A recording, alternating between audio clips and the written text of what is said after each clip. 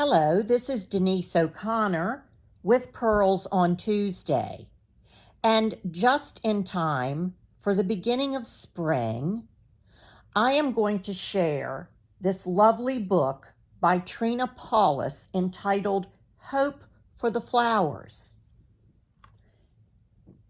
A tale partly about life, partly about revolution, and lots about hope for adults and others.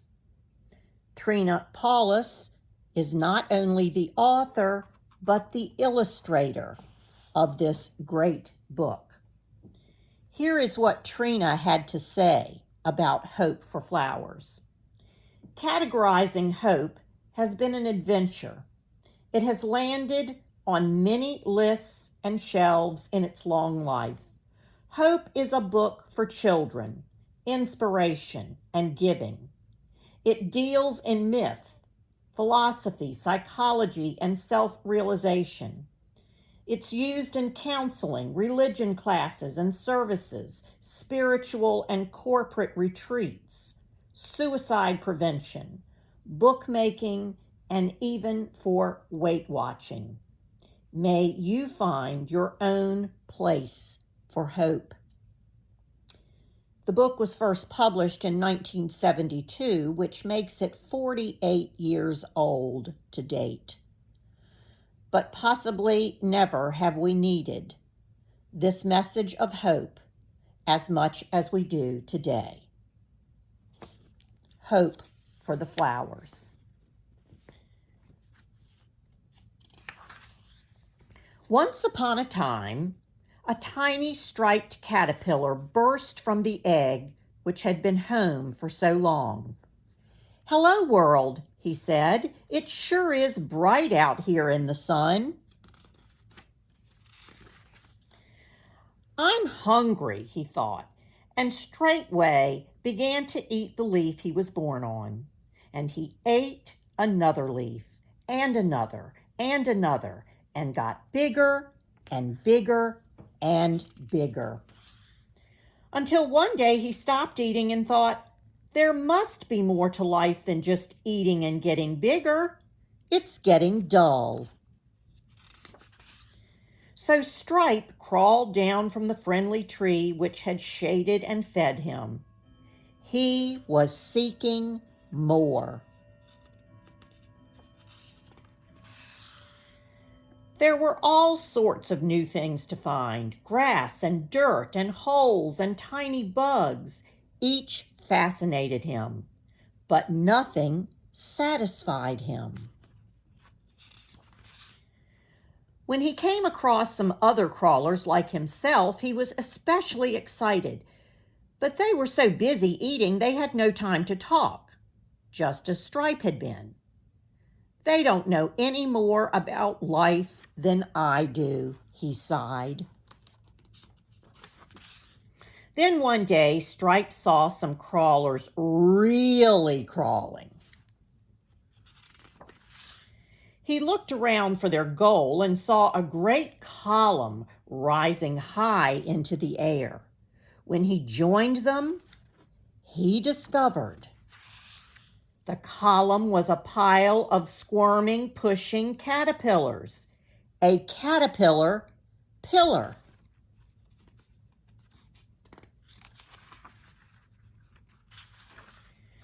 It appeared that the caterpillars were trying to reach the top, but the top was so lost in the clouds that Stripe had no idea what was there. He felt new excitement, like sap rising in the spring. Maybe I'll find what I'm looking for. Full of agitation, Stripe asked a fellow crawler, "Do you know what's happening?" "I just arrived myself," said the other. "Nobody has time to explain. They're so busy trying to get wherever they're going up there." "But what's at the top?" continued Stripe. "No one knows that either. But it must be awfully good because everybody's rushing there. Goodbye, I've no more time." He plunged into the pile. Stripe's head was bursting with the new drive. He couldn't get his thoughts together. Every second, another crawler passed him and disappeared into the pillar. There's only one thing to do. He pushed himself in. Chapter 2. The first moments on the pile were a shock. Stripe was pushed and kicked and stepped on from every direction. It was climb or be climbed. Stripe climbed. No more fellow caterpillars on Stripe's pile. They became only threats and obstacles, which he turned into steps and opportunities. This single-minded approach really helped, and Stripe felt he was getting much higher. But some days it seemed he could manage only to keep his place. It was especially then that an anxious shadow nagged inside. "What's at the top?" it whispered. "Where are we going?"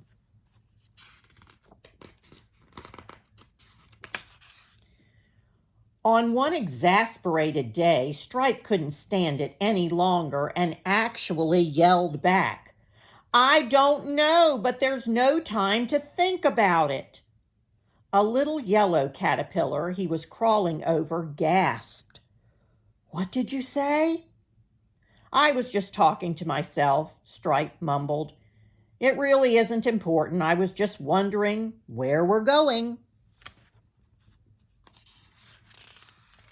"You know," Yellow said, "I was wondering that myself, but since there's no way to find out, I decided it wasn't important." She blushed at how silly this sounded, quickly adding, "No one else seems to worry about where we're going, so it must be good." But she blushed again. "How far are we from the top?" Stripe answered gravely, "Since we're not at the bottom and we're not at the top, we must be in the middle." "Oh," said Yellow, and they both began climbing again. But now Stripe had a new feeling. He felt bad. He had lost his single-mindedness. How can I step on someone I've just talked to? Stripe avoided Yellow as much as possible, but one day there she was, blocking the only way up. "Well, I guess it's you or me," he said, and stepped squarely on her head. Something in the way Yellow looked at him made him feel just awful about himself. Like, no matter what is up there, it just isn't worth it. Stripe crawled off Yellow and whispered, "I'm sorry." And Yellow began to cry.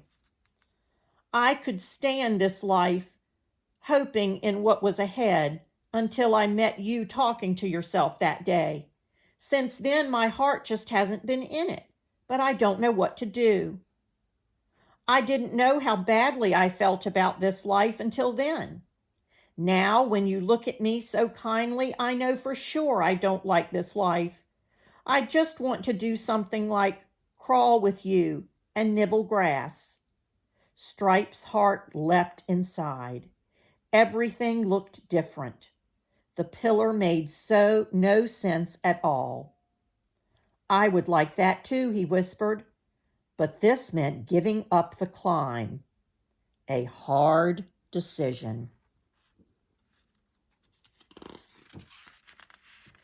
"Yellow dear, maybe we're close to the top. Maybe if we help each other, we can get there quickly." "Maybe," she said, but they both knew this wasn't what they wanted most. "Let's go down," Yellow said. "Okay," and they stopped climbing. They clung to each other as masses of caterpillars crawled over them. The air was terrible, but they were happy with each other and made a big ball so nobody could step on their eyes and stomachs. They did nothing at all for what seemed a long time. Suddenly, they didn't feel anything crawling over them. They unrolled and opened their eyes. They were at the side of the caterpillar pillar. "Hi, Stripe," said Yellow. "Hi, Yellow," said Stripe. And they crawled off into some fresh green grass to eat and take a nap. Just before they fell asleep, Stripe hugged Yellow. "Being together like this is sure different from being crushed in that crowd. It sure is." She smiled and closed her eyes. Chapter 3. So Yellow and Stripe romped in the grass and ate and grew fat and loved each other. They were so glad not to be fighting everybody every moment. It was like heaven for a while, but as time passed, even hugging each other seemed a little boring. Each knew every hair of the other. Stripe couldn't help wondering, there must still be more to life. Yellow saw how restless he was and tried to make him extra happy and comfortable. "Just think how much better this is than that awful mess we left," she said. "But we don't know what's at the top," he answered. "Maybe we were wrong to come down. Maybe now that we've rested, the two of us could make it to the top." "Dear Stripe, please," she begged. "We have a nice home and we love each other, and that's enough. It's so much more than all those lonely climbers have." She was so sure. Stripe let her convince him, but only for a while. Stripe's hankering for the climbing life worsened. The pillar haunted him. He crawled there regularly, looking up and wondering. But the top remained clouded. One day at the pillar, 3 thuds startled Stripe. 3 big caterpillars had fallen from some place and smashed. 2 seemed dead, but 1 still wiggled. Stripe whispered, "What happened? Can I help?" He made out just a few words. "The top. They'll see. Butterflies alone." The caterpillar died. Stripe crawled home and told Yellow.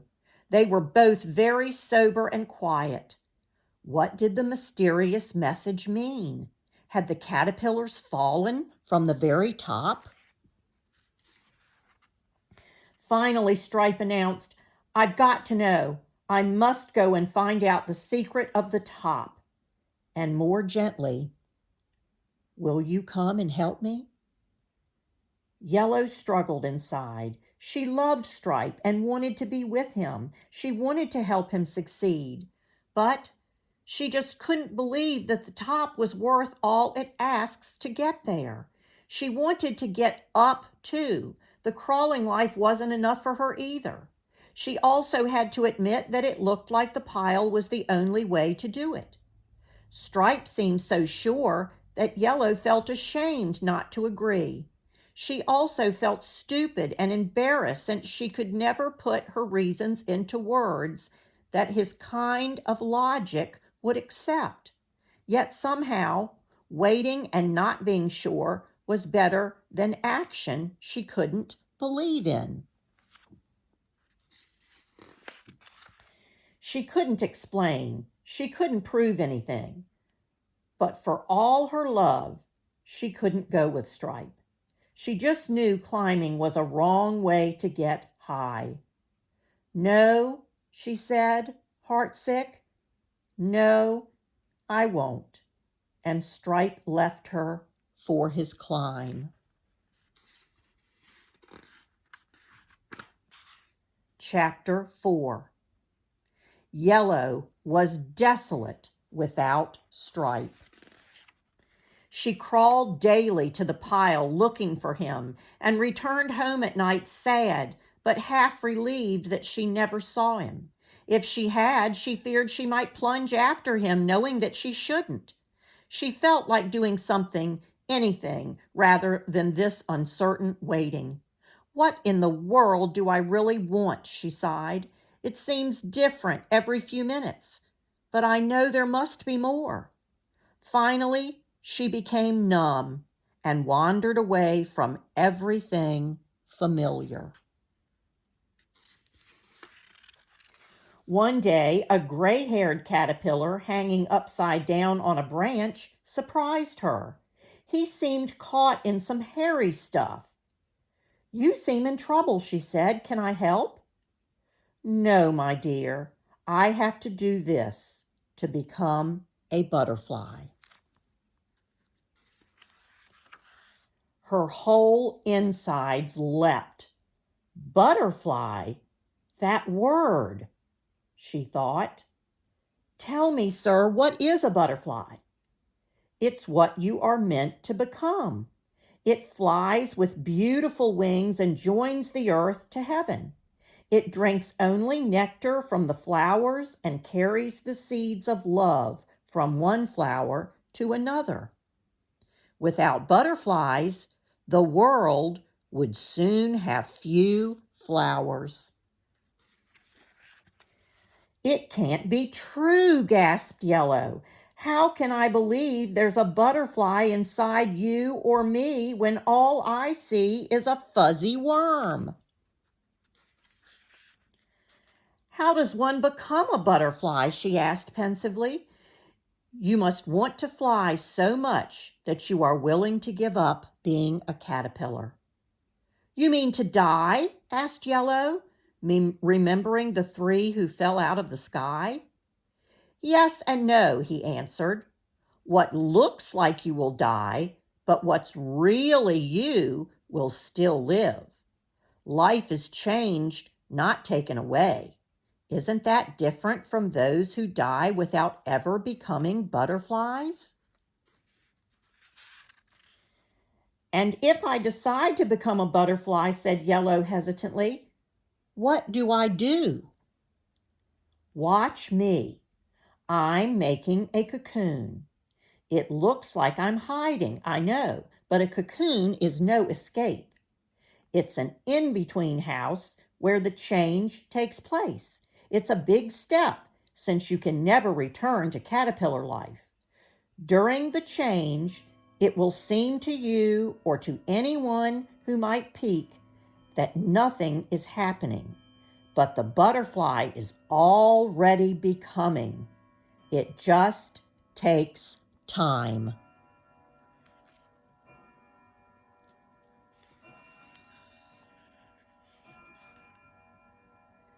And there's something else.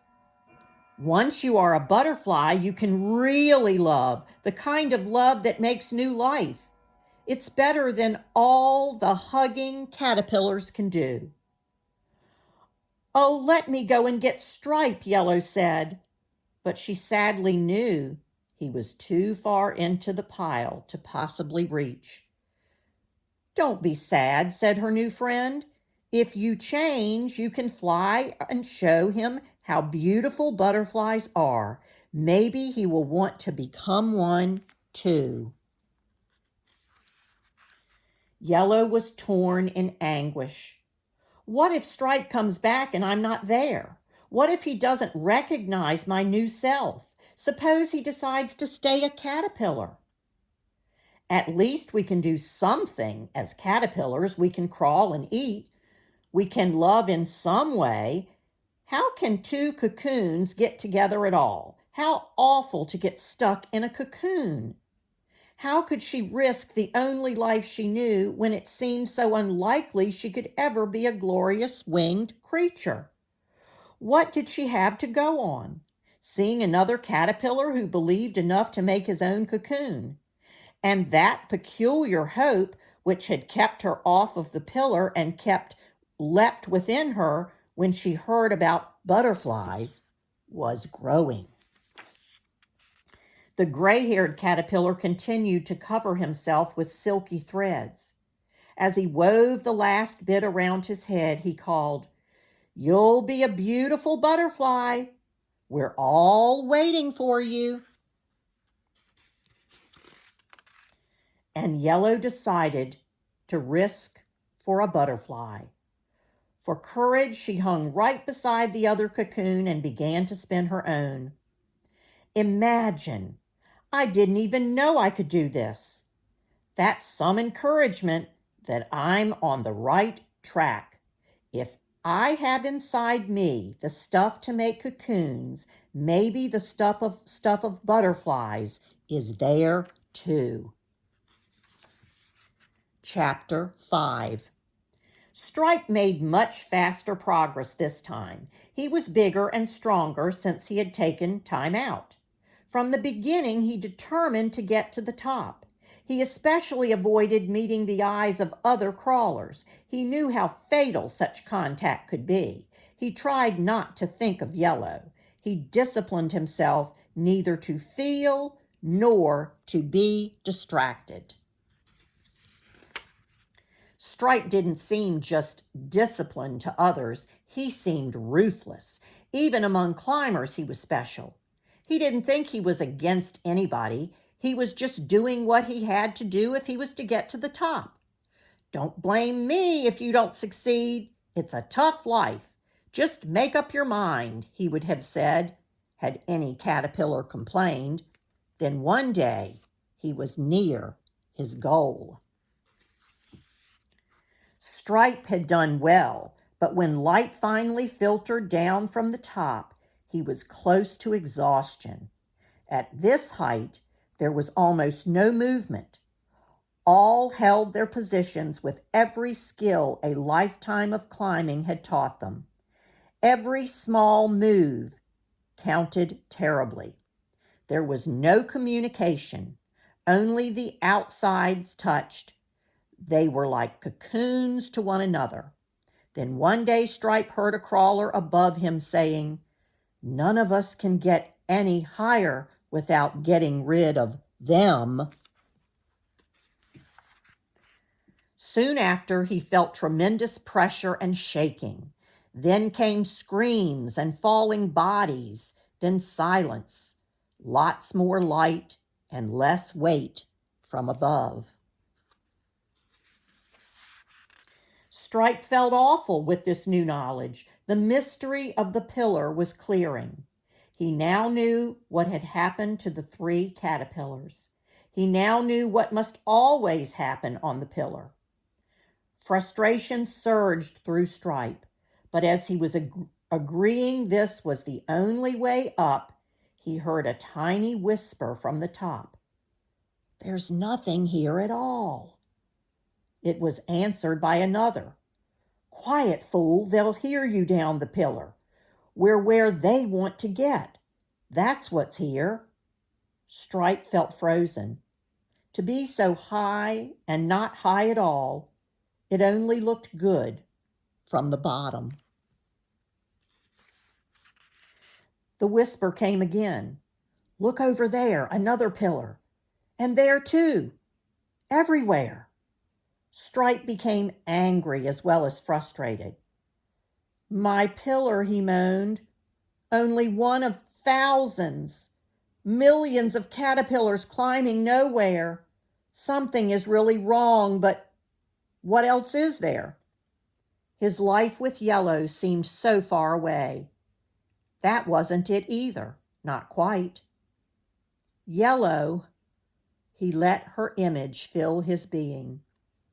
"You knew something, didn't you? Was it courage to wait?" Maybe she was right. I wish I were with her. I could go down, he thought. I'd look ridiculous, but maybe it's better than what's happening here. But Stripe's thought was interrupted by bursts of movement all over his level. Each seemed to be making a last effort to find some entry to the top, but with every push, the top layer tightened.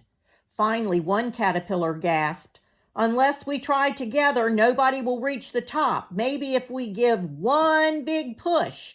They can't hold us down forever."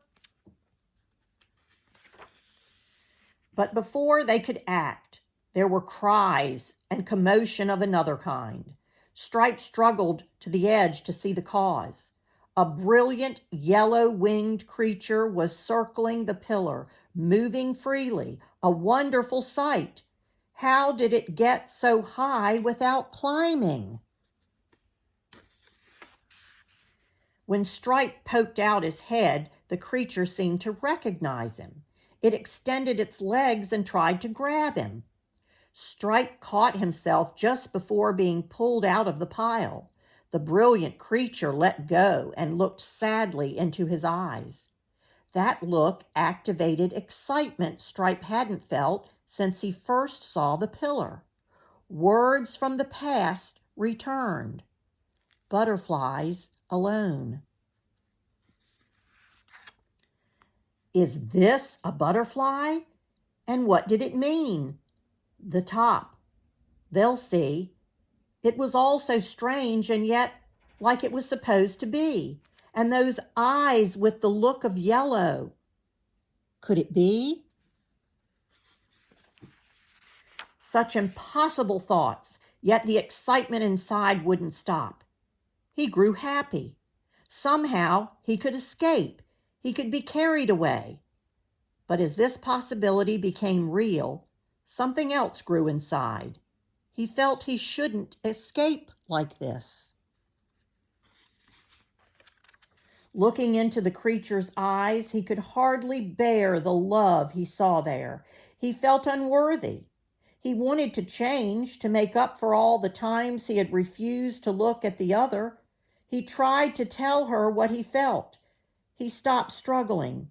The others stared at him as though he were mad. Chapter 6. He turned around and began down the pillar. This time he didn't curl up. He stretched out full length and looked straight into the eyes of each caterpillar.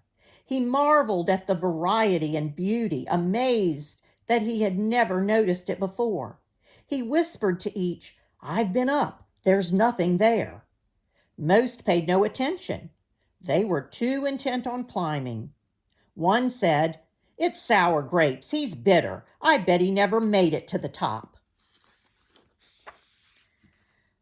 But some were shocked and even stopped climbing to hear him better. One of these whispered in anguish, "Don't say it, even if it's true. What else can we do?" Stripe's answer shocked them all, including himself. "We can fly. We can become butterflies. There's nothing at the top, and it doesn't matter." As he heard his own message, he realized how he had misread the instinct to get high. To get to the top, he must fly, not climb. Stripe looked at each caterpillar, inebriated with joy that there could be a butterfly inside. But the reaction was worse than before. He saw fear in eyes. They didn't stop to listen or speak. This happy, glorious news was too much to take, too good to be true. And if it wasn't true, the hope that lit up the pillar dimmed.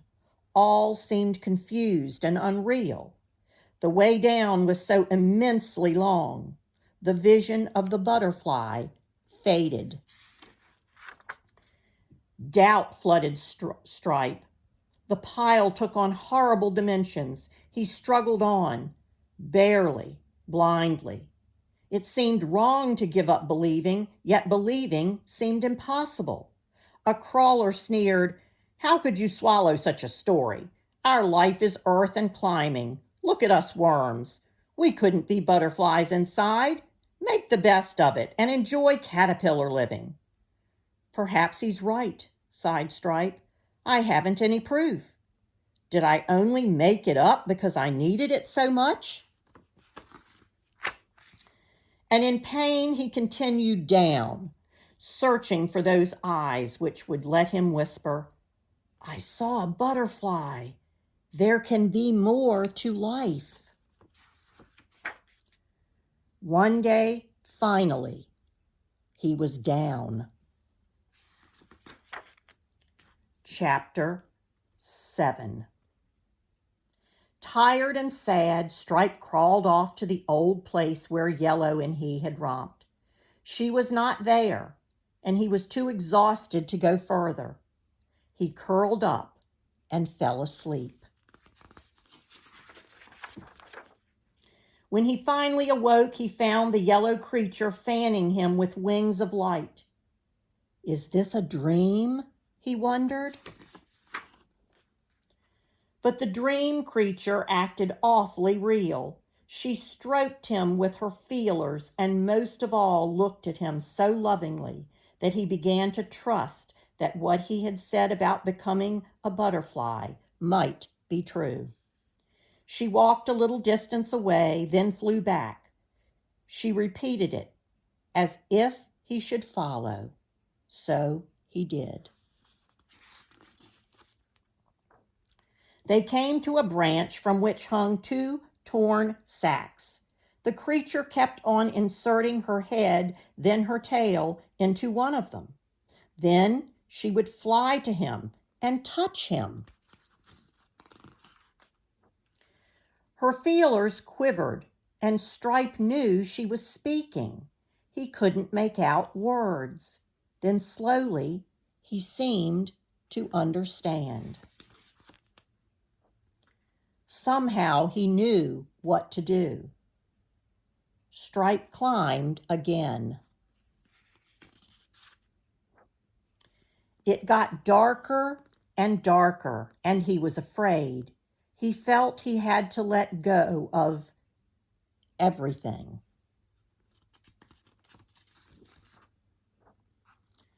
And Yellow waited.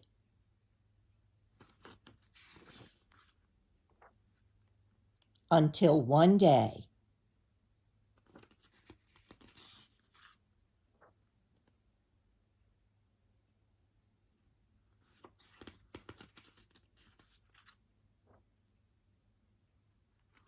the end.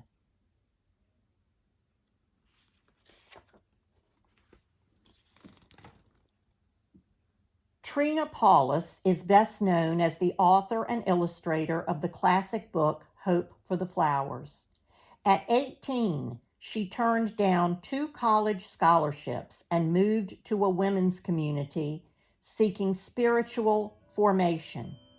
After building up the art center there, Trina went to Upper Egypt to help develop a women's weaving and embroidery cooperative.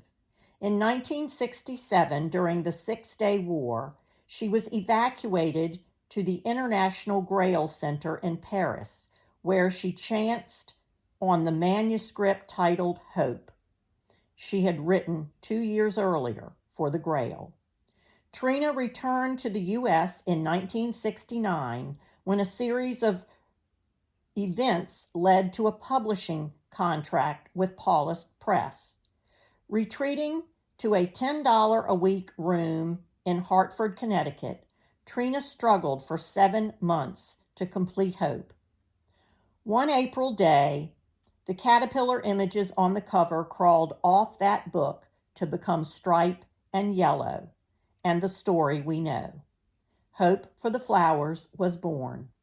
It took another 2 years to edit and complete the hand-lettered text and the hundreds of painstakingly hand-separated color illustration layers.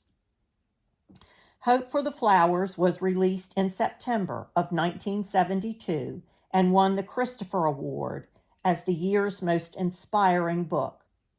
Trina's only son and her first royalty check arrived almost simultaneously the following October, a useful time to have money after having worked all her life as a volunteer. The income from Hope allowed her to raise her son and continue her work as writer, sculptor, peace and environmental activist, organic gardener, composting advocate, and permaculture enthusiast.